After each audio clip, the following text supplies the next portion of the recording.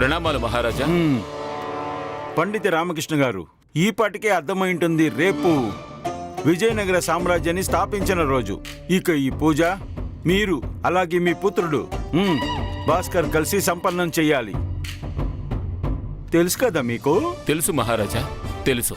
అలాగే నాకొక మరో ప్రశ్న పండిత రామకృష్ణ గారు. మీ దృష్టిలో గంగా స్నానానికి ఎంత ప్రత్యేకత ఉంది చెప్పండి. గంగా స్నానమా? నిజానికి మన పశువులలో కామధేనువుకు అలాగే శాస్త్రాలకు ఎంతటి ప్రాముఖ్యత ఉంటుందో ఆ విధంగానే సకల స్నానాలలోకెల్లా గంగా స్నానం శ్రేష్టమైనది.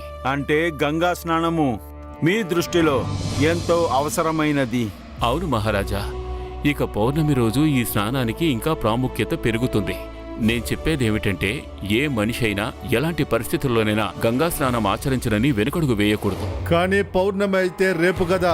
రేపే మన రాజ్య స్థాపన దినోత్సవ వేడుకలు జరపబోతున్నాము.